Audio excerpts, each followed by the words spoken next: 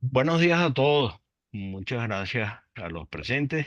Tenemos esta nueva presentación, nueva edición de los comités sectoriales de Benamérica, una reunión cerrada a estos comités que trabajan sobre todo el quehacer nacional y tenemos una introducción, curso preparativo de todas las tecnologías. En esta oportunidad tenemos el honor de recibir al ingeniero y doctor Medardo Yáñez, quien es ingeniero mecánico de la Universidad Experimental del Táchira, es posgrado en Ingeniería de Petróleo, Universidad del Zulia, Administración de Empresas, Instituto de Estudios Superiores del IESA, Master of Science y PhD, Ingeniería de Confiabilidad y Análisis Probabilístico de Riesgo de la University of Maryland y tiene 34 años de experiencia en la industria de la energía, análisis de riesgo, confiabilidad y organización de estrategias de exploración y producción petrolera.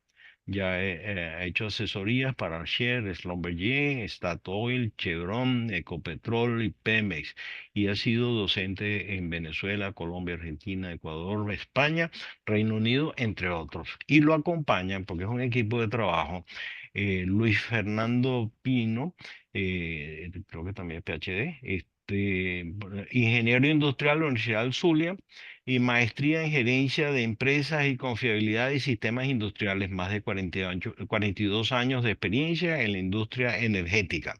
Es pionero en la aplicación de técnicas de confiabilidad operacional en la industria del gas y del petróleo y coautor de enfoques de confiabilidad humana y con enfoque integrado. Experiencia internacional en estrategias de toma de decisiones bajo condiciones de incertidumbre para la industria energética. Y lo acompaña también la doctora Ángela Cristina Yáñez, médico cirujano, pediatra, de los Andes. Es Master of Science y PhD en Neurociencias, Universidad Autónoma de Barcelona, en España. 28 años de experiencia en docencia, investigación y desarrollo de metodologías y de modelación del comportamiento, gestión del error humano como una oportunidad de mejora. A nivel empresarial e industrial, ha liderado la implementación de estrategias comunicacionales y motivacionales para mejor productividad con base en la integración de equipos de alto desempeño, que lo hemos visto en varias presentaciones acá, los equipos de alto desempeño. Bienvenido a este equipo de trabajo, doctor Medardo Yáñez. Adelante. Bueno, gracias. Antes que nada, por la invitación. Voy a compartir un momento aquí la pantalla. Eh, Permítanme asegurarme de que ustedes están viendo la presentación, ¿verdad? Sí. Ok, un segundito. Bueno, antes que nada, queríamos agradecer esta oportunidad. Es un honor para nosotros estar aquí con ustedes el día de hoy. Vamos a hablar de un tópico quizás poco común para las áreas de ingeniería, pero que se ha convertido en un tema muy, muy importante en nuestra experiencia en lo que es tratar de mejorar la confiabilidad de los sistemas productivos, ¿no? La confiabilidad es un área integral, es una ingeniería y tiene una parte específica llamada confiabilidad humana que busca conservar y mejorar el desempeño del activo más valioso que tiene un proceso productivo, que es el ser humano. Vamos a hablar hoy de confiabilidad humana, enfoque integrado, que es un desarrollo que se ha hecho para la industria energética y que hemos tenido la oportunidad de aplicar en diferentes países. Este se centra en la generación de condiciones y conductas de equipo que soportan el alto desempeño, ¿no? Básicamente, hoy vamos a ver este enfoque como base de la mejora de las condiciones y conductas que afectan la productividad y el alto desempeño, ¿no? Yo quisiera decirles inicialmente que la confiabilidad humana es una parte de la ingeniería de confiabilidad que se dedica al estudio del efecto del error humano en los procesos productivos. Matemáticamente vamos a decir que la confiabilidad humana es la probabilidad de que un sistema de producción opere sin eventos no deseados, sin fallas, sin desperdicios causados por el error humano. ¿Ok? Pero para introducir el tema, vamos a básicamente hablar primero de lo que se considera un proceso productivo poco confiable. Los procesos productivos están afectados muchas veces por elementos como los que ven en pantalla. Bajo nivel de pertinencia y de pertenencia, estrategias de negocio que están nubladas, son poco definidas o están difusas. Gerencia fuerte con operación débil, exceso de personal, nuevas funciones, estructuras organizacionales cambiantes, nuevas funciones y responsabilidades, incidencia sindical, fuga de talentos, nuevos y agresivos competidores, el crecimiento de la brecha generacional y la resistencia al cambio, ¿no? Entre otros elementos que hemos estadísticamente detectado. Y eso genera básicamente deficiencias en los volúmenes esperados y la calidad de los productos, reclamos de los clientes, elevados costos operativos, índices de seguridad no tolerables, afectación y recurrente del ambiente, entre otras consecuencias que se transforman en pérdidas económicas, en consecuencias ambientales, consecuencias físicas, etcétera. Ahora, cuando estudiamos los procesos productivos internacionalmente, hay unas estadísticas muy sólidas que publican organizaciones tan importantes como la NASA, como la Comisión de Energía Nuclear, las sociedades de industrias de procesos, la parte, la parte de aviación. Y básicamente podemos ver en este gráfico que la confiabilidad de un proceso productivo tiene un componente humano, tiene un componente de confiabilidad de procesos y tiene un componente de confiabilidad de instalaciones. Si quiere. Y básicamente hay también un efecto de la confiabilidad desde el diseño. Sin embargo, pueden ver en la parte inferior que la mayor oportunidad o el mayor contribuyente al tema de la confiabilidad de un proceso productivo es la parte humana. Y que la parte de procesos y la parte de instalaciones tiene una contribución menor. Esto es debido a las evoluciones tecnológicas de los últimos 30 años, donde los procesos y las instalaciones han tenido mejoras muy, muy importantes en términos de reducción de la probabilidad de falla, incremento de los tiempos de operación, etcétera. Esto nos centra la atención en el elemento humano como la gran oportunidad para realmente tener procesos productivos confiables. En la actualidad, las organizaciones y el mundo industrial, ¿verdad?, requieren de procesos productivos confiables, rentables, basados en la alta productividad, la reducción de fallas y eventos no deseados, la reducción de desperdicios y el control de riesgos. El factor diferenciador, ¿verdad?, de esto es una organización para enfrentar los retos antes mencionados de cruzar los umbrales normales de productividad, debe tener individuos empoderados haciendo sinergia y para superar los retos más difíciles. Estos son individuos que deben ser capaces de estructurar lo que se llama un equipo humano confiable. Un equipo humano que, como ven en la imagen de la derecha, debe hacer sinergia para que haya evolución. Un equipo humano confiable está alineado con los objetivos de la organización, es capaz de revertir la habituación y permitir la incorporación continua de ideas novedosas y mejores prácticas. Esto de revertir la habituación es extremadamente importante porque la mayoría de los errores asociados al factor humano están muy relacionados con estar habituados a condiciones que están fuera de lo normal, pero que llegan a parecernos normales, ¿no? Debe haber un efecto consciente para revertir la habituación y reaprender. Un equipo humano confiable entiende los cambios y acepta su implementación cuando la organización lo amerita y posee, además de sólidas competencias aptitudinales, perdón, debe desarrollar competencias actitudinales que lo empoderen como un equipo de alto desempeño para enfrentar los retos previamente mencionados. Vamos ahora a ver lo que es confiabilidad humana con el enfoque integrado, ¿verdad? Que es una forma que hemos propuesto para abordar el tema de confiabilidad humana. Lo voy a dejar con el ingeniero Luis Fernández para que explique el enfoque integrado de confiabilidad humana. Bien, buenos días, muchas gracias. Gracias por la oportunidad. Bien, visto esta información que nos acaba de aportar Medardo, hace muchos años, más de 20, como ingenieros de confiabilidad empezamos a intervenir aspectos o a tratar de descubrir por qué las soluciones tradicionales de la ingeniería no generaban los resultados esperados. Entonces empezamos digamos, a pelar la cebolla, a seguir investigando y encontramos que la confiabilidad humana necesitaba ser atacada desde el punto de vista integral, porque antes se estudiaban o solo las competencias o solo el clima organizacional de manera independiente y no se unía. Entonces, ¿qué hicimos? Construimos un enfoque que se sustenta en utilizar las técnicas de confiabilidad humana y adicionamos lo que son las técnicas de la neurociencia aplicada.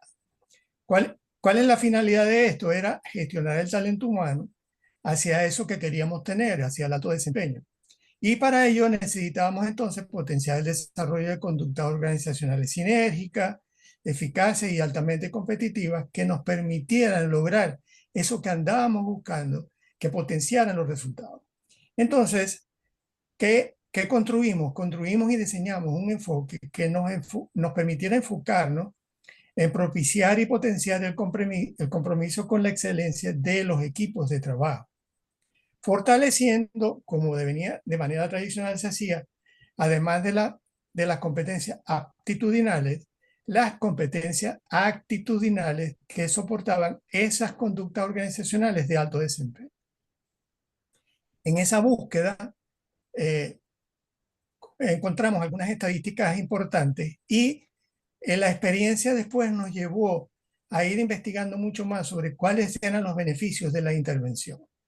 Y ya más recientemente en estadísticas y de resultados que hemos obtenido, vemos que si dividimos los beneficios de una intervención, podemos decir que para la empresa hay beneficios. A la derecha están las cifras de aumento o disminución en la reducción de errores humanos y fallas operativas, en la reducción de desperdicios, materiales, tiempo, energía, etc. En el incremento de la rentabilidad operativa, en la mejora en el desempeño de los procesos críticos y en el el incremento en el compromiso y la satisfacción laboral. Como pueden ver a la derecha están los números que eso soportan y eso nos motivó a seguir profundizando en el tema y descubrimos adicionalmente que nuestro enfoque permitía obtener beneficios para los individuos que mejoraran sus competencias clave, que tuvieran una mejor comprensión de cuál era su rol, que desarrollara sus habilidades blandas y metacognitivas como el liderazgo, el autoconocimiento, el autorreconocimiento, que permitiera potenciar un verdadero crecimiento profesional en áreas de mejora continua, liderazgo, seguridad y desempeño, y que los individuos lograran entender que solo haciendo sinergia en función de los objetivos estratégicos se lograban mejores resultados. A su vez llevaba estaba asociado a un crecimiento personal y recientemente, muy recientemente, la semana pasada, vimos que el Departamento de la Energía de los Estados Unidos dijo que por cada dólar invertido en una intervención completa de confiabilidad de confiabilidad humana, perdón, podías lograr retornos entre 3 y 10 dólares. Esa nos motivó mucho más a seguir investigando. Entonces, en qué se basa nuestro enfoque? En que, como ingenieros de confiabilidad nos tocaba analizar estadísticas de fallas y eventos no deseados. Y eso incluye incidentes, derrames, afectación al ambiente, en síntesis, eventos no deseados. Y descubrimos cosas como esta. El 10%, menos del 10% de los eventos no deseados ocurren en los procesos productivos por fallas técnicas, es decir, fallas no predecibles. Por ejemplo, los elementos electrónicos que fallan porque no es predecible cuándo va a fallar un chip electrónico, por ejemplo. Y entonces creíamos anteriormente que eso era un elemento fundamental y luego descubrimos que no, que las fallas técnicas puras representan menos del 10%. Por otro lado, pensábamos que era la condición y descubrimos que solo entre el 15 y el 20% de las condiciones de trabajo afectan esa estadística, es decir, la ocurrencia de eventos no deseados. Por cierto que dentro de esa condición están aspectos como los procedimientos de trabajo.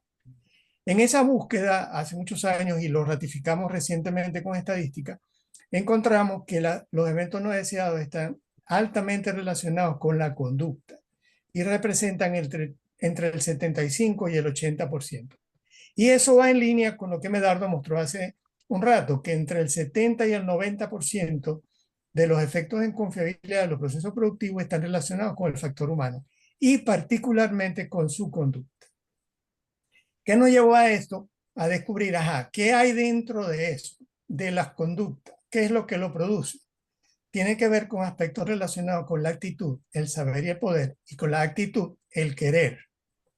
Y entonces, estadísticas recientes, esto ha ido modificando en el tiempo, de más de 25 años que tenemos en esto, se han ido modificando en el tiempo, y encontramos que para el occidente del mundo, es decir, para las Américas, que es el caso que nos interesa más, el no sabe, es decir, que la gente tenga el conocimiento, representa alrededor del 30%. El no puede, alrededor del 25%, y el no quiere, entre el 40 y el 50%.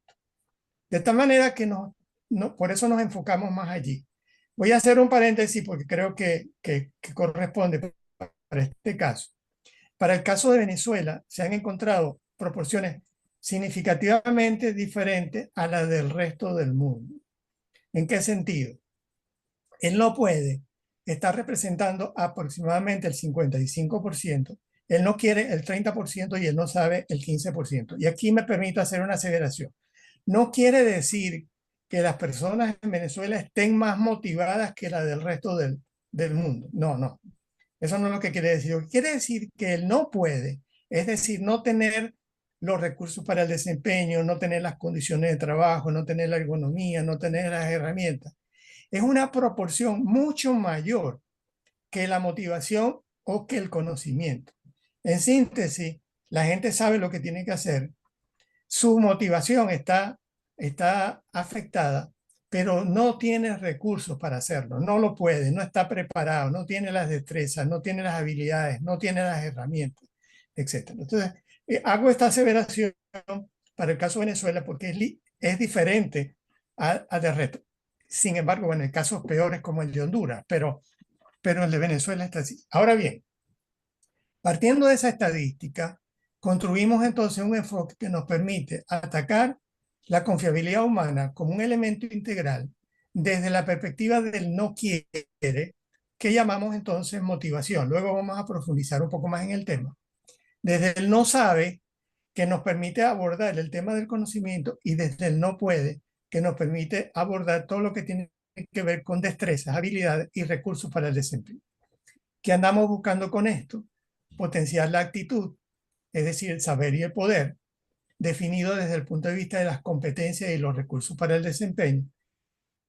Y la actitud, el querer, definido desde los elementos transitorios, los factores transitorios como la motivación y aspectos duraderos como la personalidad. Y para eso estudiamos todo lo que tiene que ver con constructores de la conducta.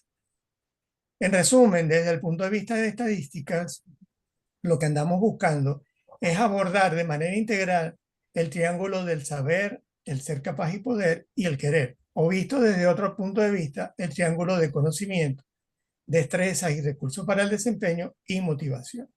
Entonces, este es nuestro enfoque y aquí lo que andamos buscando es, mediante este enfoque, complementar los enfoques tradicionales de competencias o de estudios de competencia y de desarrollo organizacional que se centran en el saber y en el poder, es decir, en la aptitud, haciendo especial énfasis en el querer porque la estadística nos obliga a abordar con mucho más profundidad ese tema como elemento que determina el desempeño de los individuos. ¿Qué andamos buscando con esto?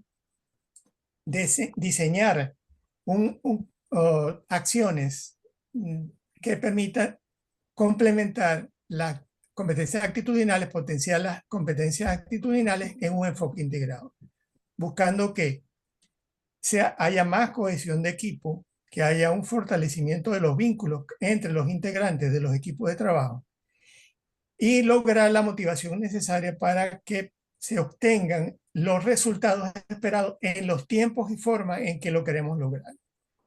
De tal manera que cuando atacamos todo lo que tiene que ver con la aptitud que potencia el saber y el poder y la actitud que potencia el querer, estamos buscando profundizar cómo la función neurológica del individuo construye su conducta visible desde esas variables, de la actitud y de la aptitud. Entonces, ¿cuáles son los elementos diferenciadores que nos diferencian, digamos así, del resto de las aplicaciones? Primero, el entendimiento de que el enfoque apunta a la organización, es decir, a construir protocolos de desempeño en la organización, más que ir a modificar las personalidades. Pero conociendo esas personalidades y los niveles de motivación, nos permite establecer mecanismos de acción que permitan revertir la habituación. Entendiendo que al revertir la habituación, estamos buscando que se logren experiencias conscientes de los individuos en cada tarea y permitan que esos individuos se enfoquen más en su tarea y no hacer de manera repetitiva su trabajo. Y eso lo hacemos verificando su capacidad para ejecutar su tarea, si quiere hacerlo, si puede hacerlo y si sabe hacerlo. Y una vez que hemos hecho esto, ayudar a la organización a identificar recompensas significativas que potencien esa motivación. Eso lo hacemos mediante la medición de indicadores de conducta, visto desde el punto de vista de los insumos que la producen y de los productos que se generan de esa conducta. En este enfoque nosotros abordamos 4 factores simultáneamente. Es decir, una intervención de confiabilidad humana conlleva a la imperiosa y obligatoria necesidad de abordar todos los factores que afectan la confiabilidad humana. Y nos enfocamos en los factores físicos, como la ergonomía, la calidad de la supervisión, el contexto operacional, la carga y el ritmo de trabajo, y los recursos para el desempeño, que es una de las cosas que más está fallando en Venezuela. Los factores socioorganizacionales que tienen que ver con los valores organizacionales, el tipo de liderazgo y los mecanismos de comunicación, pero nos centramos en los factores neurofisiológicos, es decir, a estudiar todo lo que tiene que ver con la personalidad de los individuos en forma individual y cómo eso afecta de manera colectiva el desempeño de los equipos, estudiando a su vez los elementos motivacionales. Y allí abordamos sus necesidades corporales, sus necesidades mentales y cómo esto afecta la retención y la captación de nuevo conocimiento y el aprendizaje de las destrezas y las habilidades. Estos a su vez producen esos factores psicológicos como la orientación al logro, la aversión al riesgo, el sentido de pertinencia y pertenencia, la densidad de ejecución, etc. ¿Qué es lo que andamos buscando esto? Resolver una convicción que tenemos desde hace muchos años, que el individuo con sus factores neurofisiológicos construye su conducta visible, es decir, con su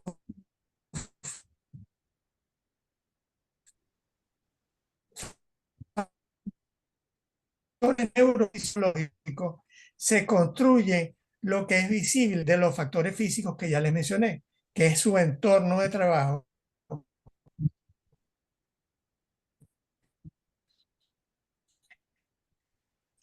interno y el entorno externo, que se llaman factores organizacionales. Yo con esto me permito entonces darle un poco más de detalle en este aspecto y le pido entonces a la doctora Yáñez que nos profundice en cuáles son esos esquemas y esos resultados que andamos buscando con nuestro enfoque. Gracias, Luis. Buenos días a todos y gracias por la oportunidad de de compartir un poquito de mi conocimiento con ustedes y con nuestra Venezuela. Yo voy a partir de la imagen que tenemos a la izquierda, que es el modelo de confiabilidad humana integrada, recordándoles que la conducta humana no es algo que heredamos, la conducta humana es algo que se modela y que tiene su origen en la función neurológica. Factores neurofisiológicos significa insumos neurológicos para construir conducta. Con esos insumos o factores neurofisiológicos, cada individuo construye la conducta que vemos y la transforma en factores psicológicos, que es la parte conductual. Las conductas que esperamos, todo lo que es orientación al logro, desarrollo de pertinencia y pertenencia, que es fundamental para el óptimo desempeño del individuo dentro de los procesos productivos. Esas conductas o factores psicológicos, el individuo las desarrolla en un ambiente físico, ¿verdad? Y establece relaciones a nivel socio-organizacional. Entonces, los productos o los entregables de una intervención de confiabilidad humana se fundamentan en poder elaborar, estudiar el perfil actitudinal del individuo, que es lo que abarca todos los aspectos de motivación y personalidad, el perfil aptitudinal cuando es pertinente, todo lo que es el conocimiento que maneja y las habilidades. Esto nos genera los productos de conducta, o podemos ver qué productos de conducta de acuerdo a sus perfiles actitudinal y aptitudinal puede generar. Y también desarrollamos el perfil organizacional o estudiamos el perfil organizacional, en el que vemos estatus sociométrico, índice de cohesión, índice de disociación, de coherencia, el entorno para determinar o estudiar la ergonomía física y cognitiva, recursos y procedimientos de trabajo, medio ambiente, supervisión. Todos estos aspectos de los que les hablo, los procesamos en una base de datos a través de una herramienta computacional para factores socioorganizacionales, neurofisiológicos y psicológicos, como los pueden ver aquí, que nos arrojan fichas de resultados de confiabilidad humana por grupo, fichas de resultados de confiabilidad humana por persona, visualizadores de resultados de confiabilidad humana de la empresa, ¿ok? Que se pueden ver así como vemos aquí en la pantalla. Esto es un ejemplo de entregables, ¿verdad? Bases de datos del personal de la empresa, los test sociométricos, las tablas de procesamiento de resultados, los sociogramas que son dinámicos, los análisis de resultados sociométricos. Esto es para que tengan una idea de cómo se presentan.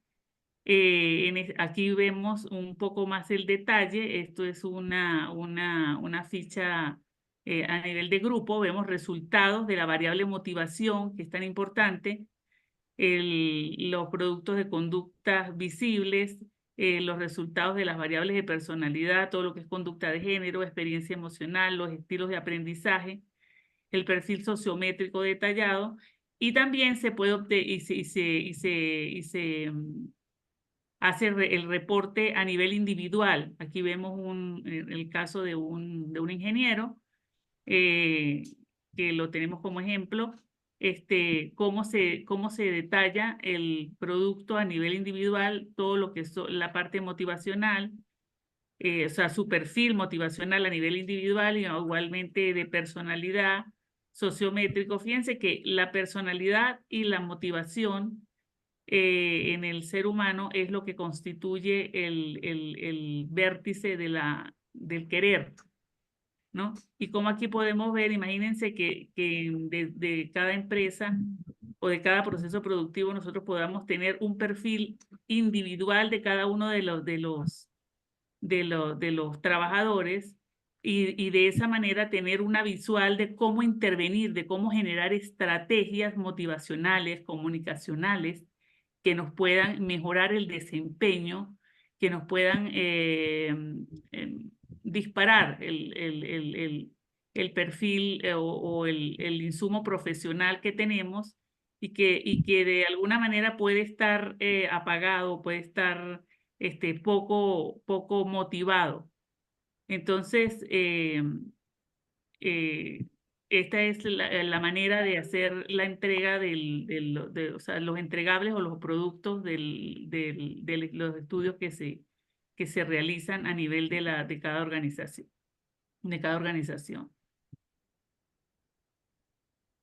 Bueno, ya perdón, Ángela, adelante.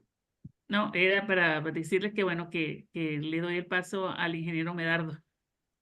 Sí, básicamente hay un par de metodologías complementarias para acompañar el estudio de confiabilidad humana y toda esta parte neurofisiológica, de conducta y de motivación, es el análisis causa-raíz, ¿verdad? Aquí el análisis causa-raíz siempre nos va a llevar entre el 70 y el 90% de los casos nos va a llevar a determinar que las raíces de una falla, de un evento no deseado, tienen que ver con el elemento humano y el error humano. Pero el error humano se puede gestionar de diferentes maneras. El error humano se puede gestionar a través de la culpa, lo cual lleva a la frustración y el fracaso, o se puede ver como una oportunidad de mejora. La confiabilidad humana considera el elemento humano como el único capaz de aprender y desaprender. Hoy por hoy se nos ha puesto como un reto muy importante a los de nuestra generación el poder desaprender para aprender más rápido. La confiabilidad humana como enfoque integrado gestiona los errores para convertirlos en oportunidades de aprendizaje. Adicionalmente, necesitamos tener una parte cuantitativa de análisis de riesgo para ver dónde están las desviaciones, los desperdicios fundamentales, y determinar las áreas críticas y centrarlos están asociados a las áreas críticas, a las áreas donde hay desperdicio. Esto, por supuesto, es un análisis cuantitativo que acompaña todo el tema de confiabilidad humana, ¿no? Los procesos de implementación básicamente buscan generar equipos humanos confiables, equipos de alto desempeño, con los objetivos específicos de haber desarrollado competencias aptitudinales, ¿verdad? Equipos de trabajo con básicamente competencias humanas, competencias emocionales y que son las competencias actitudinales como complemento de las competencias aptitudinales, ¿ok? Y hay un proceso de implementación que tiene una etapa de diagnóstico, una etapa de diseño y una etapa de actuar directamente. Y al lado derecho, simplemente como referencia, le dejamos todo el flujograma de lo que es la metodología de confiabilidad humana con enfoque integrado. Finalmente, pues simplemente les compartimos dos experiencias que han sido muy importantes de aplicaciones empresariales. Luis, por favor, si las puedes relatar. Sí, en el caso, hemos extraído de nuestras aplicaciones dos particulares. Para el caso Venezuela, una fue en uno de los mejoradores crudo, donde hicimos una formación integral que se quería colocar como gente nueva y se hizo una intervención bien importante allí. Eso lo hicimos junto con la Universidad Simón Bolívar en su oportunidad y se formaron 200 personas con este enfoque de confiabilidad integral. Y recientemente, cuando digo recientemente, en los últimos años hicimos una intervención en una planta petroquímica en Venezuela que se llama Propilven. Allí hicimos una intervención importante donde aplicamos todo el concepto y hubo inicialmente cuando se implementó una reducción significativa de la ocurrencia de eventos no deseados, una mejora importante de la continuidad de las operaciones y todos los beneficios que andábamos buscando. Esto, por supuesto, conllevó particularmente en este caso un alto compromiso de la gerencia por hacer esos procesos de mejora.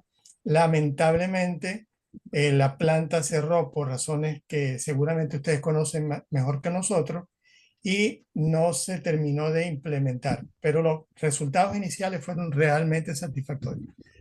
Para nosotros, estas oportunidades en Venezuela significan una punta de lanza, una punta de acción muy importante porque hay muchas cosas que son necesarias hacer y nosotros sabemos por dónde hacerlas desde este punto de vista.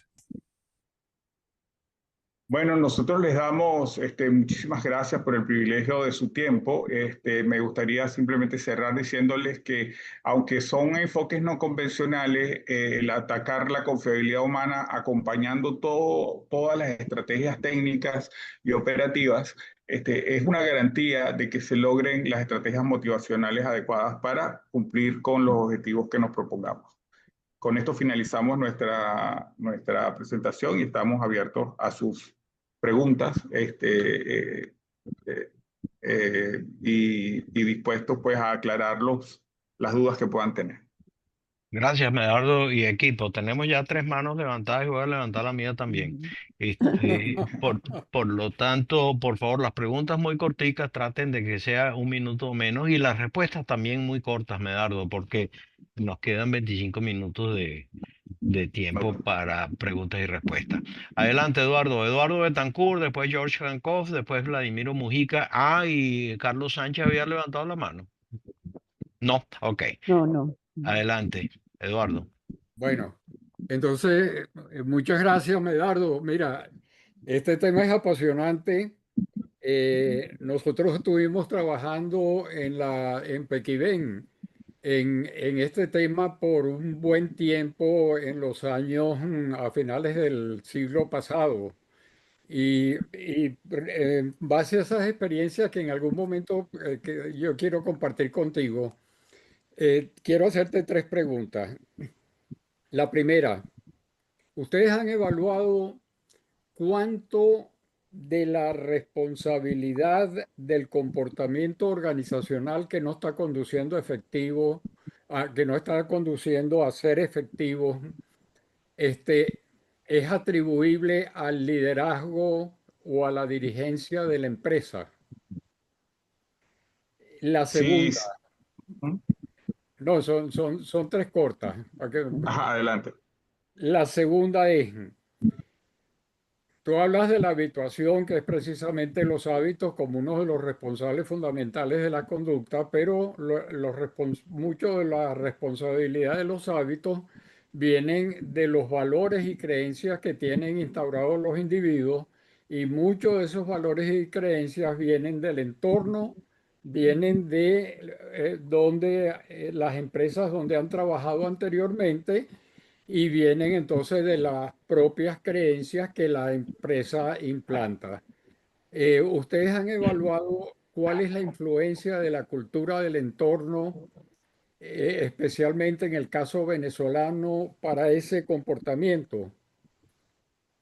Y la tercera pregunta es, ¿ustedes han evaluado cómo ha influido el problema educativo, que no solamente es de Venezuela? Venezuela lo tiene agravado, pero incluso de los países desarrollados, donde se ha visto que ha decaído mucho en la comprensión de los individuos de lo que estudian, de lo que leen sobre todo, y de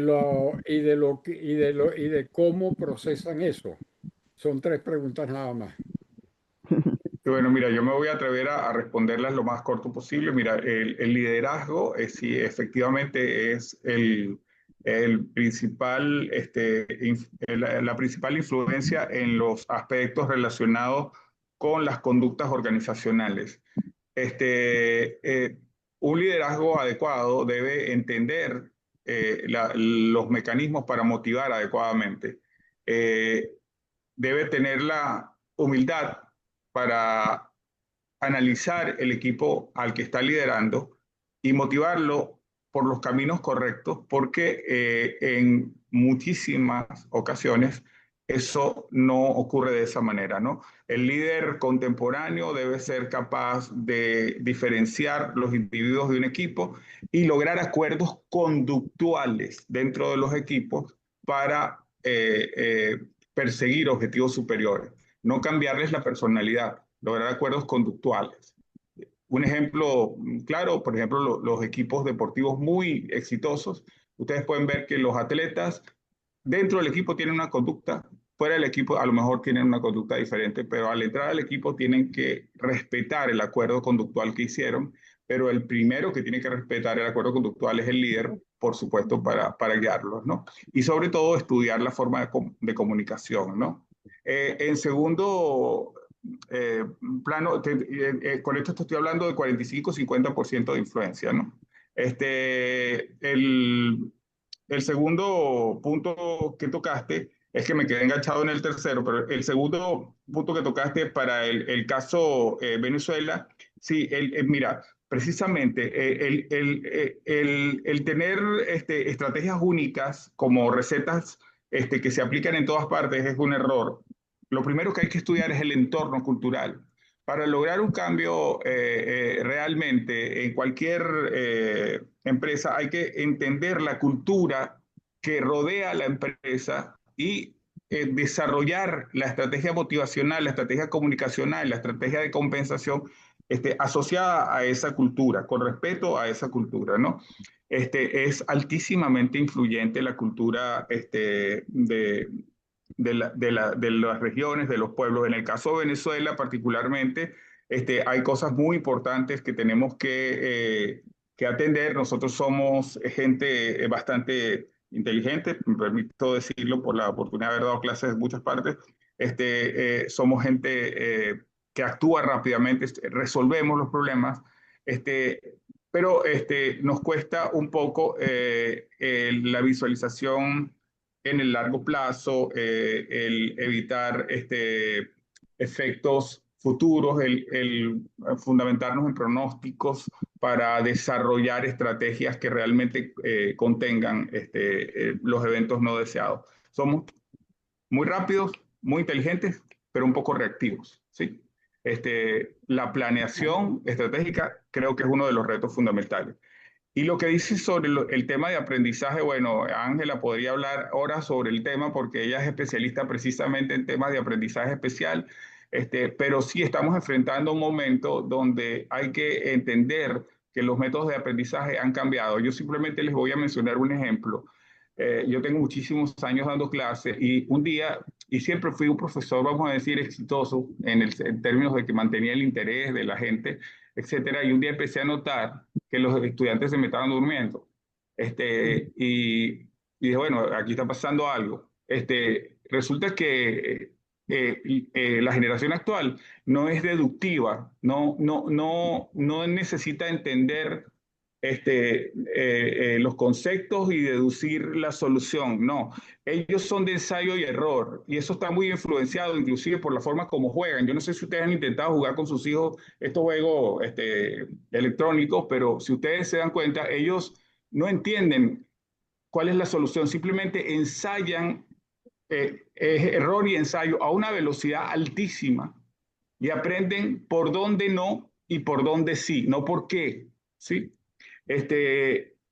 Eso me hizo cambiar los ejercicios y entonces los modelos más complicados lograba explicarlos diciendo, dentro del ejercicio hay un error, encuéntrenlo.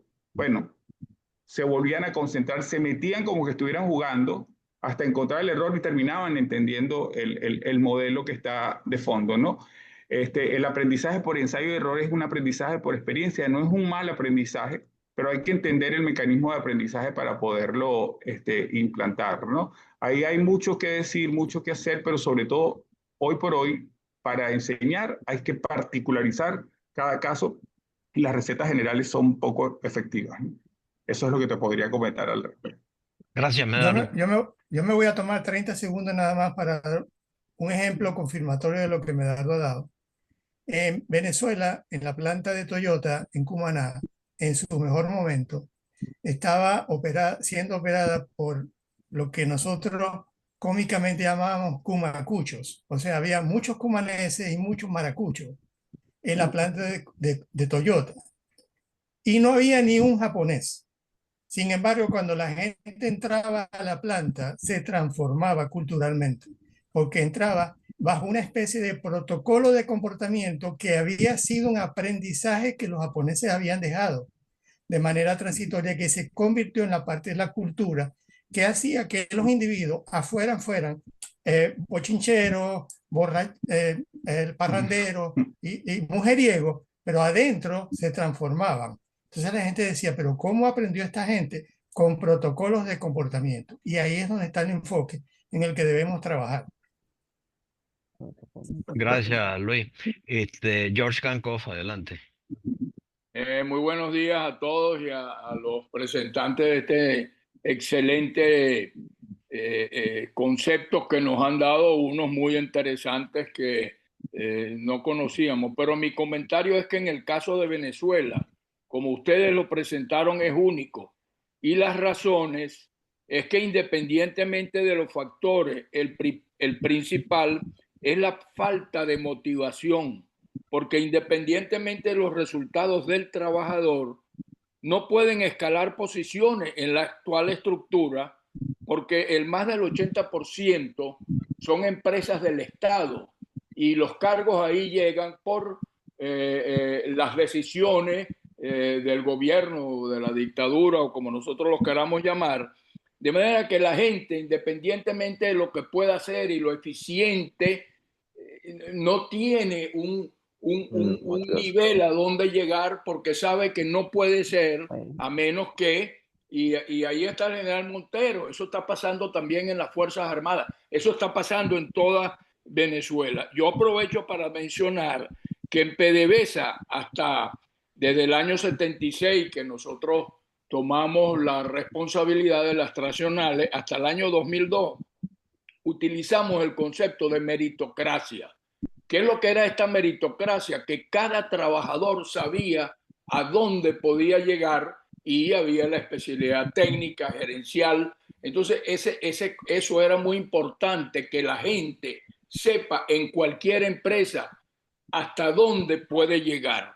Y de paso, pues doy aquí una pequeña cuña. Aquí estamos publicando Héctor Riquese, Nelson Olmedillo y yo, que ellos son de recursos humanos y yo porque estuve en los últimos 3 años en PDVSA hasta el 2002.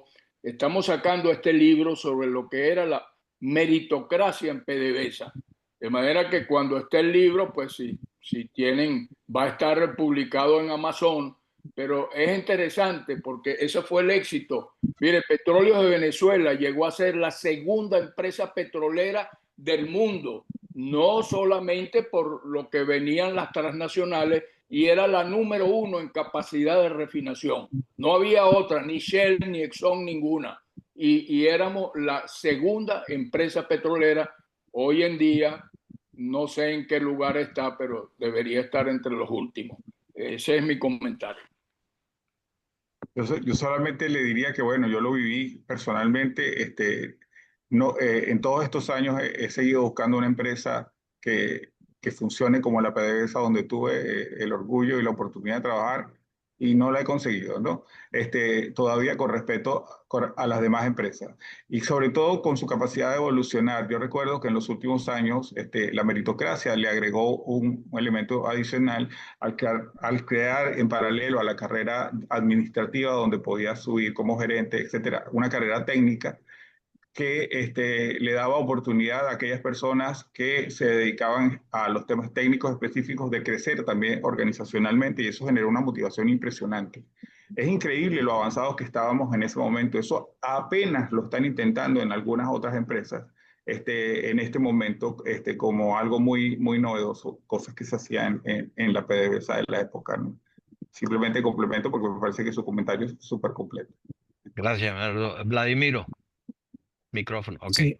Hola, bueno, buenos días. Gracias por la presentación. Yo debo confesar que estoy impactado en 2 direcciones.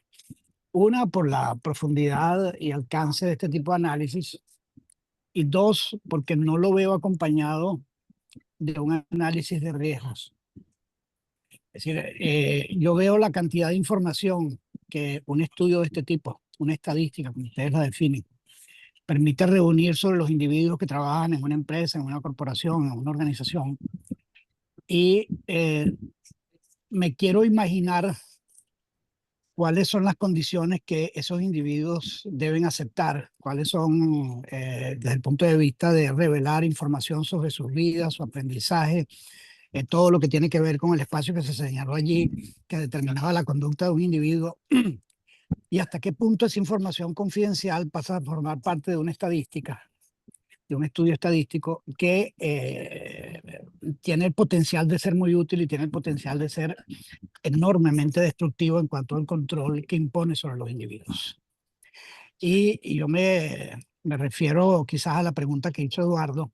Si uno entrega este tipo de información a administraciones corporativas que están comprometidas con esquemas de dominio social como los que tenemos en Venezuela, ¿eso ayuda en algo? Luego, segunda Bueno, pregunta. Ya va, perdona, déjame que termine la pregunta, por favor. Adelante, adelante, no te preocupes. Segunda pregunta. Ustedes hacen un tipo de análisis que no distingue la naturaleza de las corporaciones y que entonces habla de respuestas conductuales. Y entonces yo me pregunto, si ustedes están en presencia de una universidad o una escuela de arte donde la primera, probablemente la primera y más importante virtud, como se refería a Einstein para los investigadores, es la imaginación y en cierta manera la aproximación individual a los problemas de investigación, y una herramienta de este tipo apunta a generar conductas generales que avancen el propósito de la organización. Entonces yo me pregunto en qué avanza esto, el propósito de una organización de investigación. Y tercera, y termino, yo no me quiero imaginar lo que significarían información de este tipo. Bueno, sí me lo imagino perfectamente porque le he dedicado bastante tiempo a estudiar eso. Si esto cayera en manos no de unos individuos que toman decisiones para las corporaciones, sino de un esquema de inteligencia artificial que sea capaz de privilegiar la eficiencia y que toma decisiones sobre la vida de la gente sin importar demasiado, porque el logro aspiracional de la inteligencia artificial es aumentar la eficiencia. Entonces, me impacta el estudio que hicieron, me impacta que no presentaron análisis de riesgos, que creo que son tan importantes como su estudio. Gracias. Bueno, mira, sí, en efecto, esto es una parte de un estudio integral. Cuando uno estudia la confiabilidad de un proceso productivo, uno estudia, por supuesto, diferentes niveles, ¿no? El análisis de riesgo y descomponer la confiabilidad de una instalación en riesgos críticos, en riesgos específicos, inclusive adelantarse a las combinaciones de eventos que generan los riesgos críticos. Precisamente la confiabilidad humana aparece allí en el mundo empresarial cuando ocurren los accidentes de NASA, del Challenger y Chernobyl en Rusia, porque no se podían explicar si no había una parte de a lo mejor error humano en lo que estaba ocurriendo. Entonces se anexa el estudio de confiabilidad humana como un componente que va en paralelo con los estudios de confiabilidad de procesos, los estudios de confiabilidad de instalaciones, el análisis de riesgo de la situación, y la identificación fundamental de los riesgos críticos, inclusive con pronósticos que hoy se pueden hacer por temas de simulación muy, muy importantes, ¿no? Entonces, te reitero que no presentamos los análisis de riesgo, pero se tiene que hacer en paralelo con un análisis de riesgo que direccione los esfuerzos, ¿no?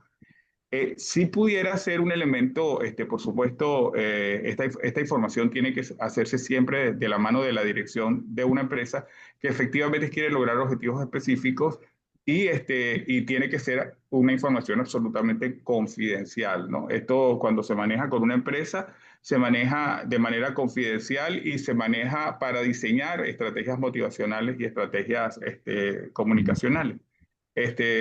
En el caso de que esto caiga en manos de personas no adecuadas, pues puede ser información que se utilice como cualquier estudio, pues para hacer daño en lugar de hacer bien, ¿no? Eso creo que queda sobre la mesa. Pero en nuestra experiencia normalmente se han logrado resultados muy, muy importantes. Lo otro es que nunca es un estudio generalizado, ¿sí? Nosotros presentamos ahorita unas estadísticas globales, pero precisamente lo que distingue el enfoque es que el diagnóstico es particularizado para cada organización y para cada cultura.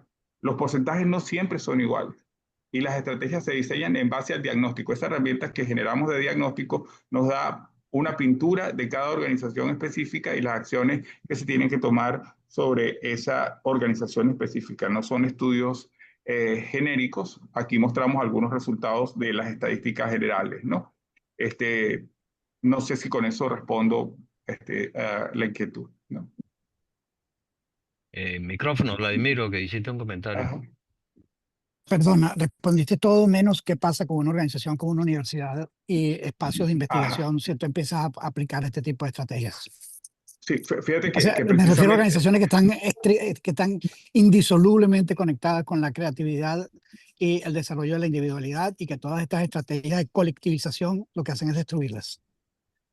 Correcto, sí, mira, una cosa son los objetivos organizacionales que requieren la participación conjunta, ¿verdad? Y otra es que eso mate la individualidad, ¿no? Porque no tiene que ver una cosa con la otra, ¿no? Tú cuando vas, por ejemplo, a organizaciones de arte, etcétera, el respeto por el individualismo, por la creatividad, tiene que ser un criterio fundamental del funcionamiento organizacional, ¿no? Ahora, cuando el arte ya no es el solo de violín, sino que estoy dentro de una orquesta, yo tengo que tener un comportamiento no de solista en los momentos en que no soy solista. Y en los momentos en que soy solista, entonces sí puedo tener el comportamiento y sacar todo mi talento individual para expresarme a mi manera. Pero en las partes de la obra donde solamente estoy acompañando, pues tengo que seguir las directrices de un director que le imprime cierto elemento específico al equipo, ¿no? Entonces, no elimina el talento individual, mucho menos la creatividad, solamente trata de canalizar los comportamientos cuando son resultados de equipos y individualizarlos y respetarlos cuando son resultados individuales, ¿sí? Por eso le puse el ejemplo de la orquesta, porque creo que representa un poco lo que mencionas, ¿no? Hay momentos en que la individualidad es fundamental y hay momentos en que la cohesión es fundamental. Debemos estar preparados para tener los dos comportamientos dentro de un proceso específico. Ok, gracias. Gracias. Me queda el único que queda, soy yo, con las manos levantadas. Mi tema ya prácticamente se ha tocado casi completo, pero quería hacerle un wrap-up, un cierre, que es la meritocracia y todo lo que han dicho ustedes. Y el ejemplo de la orquesta quizás es la solución. Si ustedes han tenido alguna experiencia de aplicar esto conjugado con meritocracia, o solamente han estado en casos particulares, sería la conclusión que yo buscaría, que es injerencia de recursos humanos. ¿En qué medida la variable que ustedes están tocando pesa dentro de un análisis meritocrático en la empresa, en el desarrollo de los recursos humanos de la empresa? Mira, tuvimos una experiencia que la voy a mencionar brevemente. Nosotros tuvimos una experiencia muy importante en la empresa paraestatal mexicana, ¿verdad? Para un área que estaba básicamente diseñando los negocios de asociaciones con terceros, ¿sí? Allí se hizo un diagnóstico muy complejo porque eran personas de alto desempeño, casi todos, con precisamente problemas por no existir un sistema meritocrático, donde se premiara, por ejemplo, el técnico especialista que resuelve los problemas y solamente se premia al administrador del área por los logros digamos, desde el punto de vista económico, ¿no? Y el planteamiento fue precisamente hacer una diferenciación en el premio y en la motivación para las personas, destacar la importancia de los técnicos fundamentales. Habían un par de doctoras que eran extraordinariamente capaces, ¿sí? Dentro de la organización, pero que estaban básicamente en la sombra del funcionamiento de la organización. Es sacarlos, determinar el esquema de comunicación que les hace sentir reconocimiento para que logren su motivación.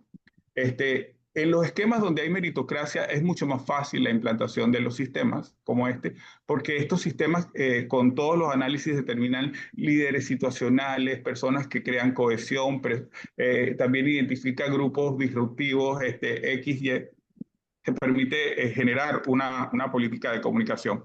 Pero en general, donde existe meritocracia, que por cierto es en muy pocas organizaciones donde la meritocracia realmente funciona, estas metodologías y estos enfoques funcionan de manera bastante más contundente. Cuando no, hay que promover la generación de la meritocracia como una de las vías para que haya confiabilidad en el proceso productivo, porque si no hay meritocracia es muy difícil la motivación individual y particularizada de los distintos componentes de un equipo de trabajo, ¿no?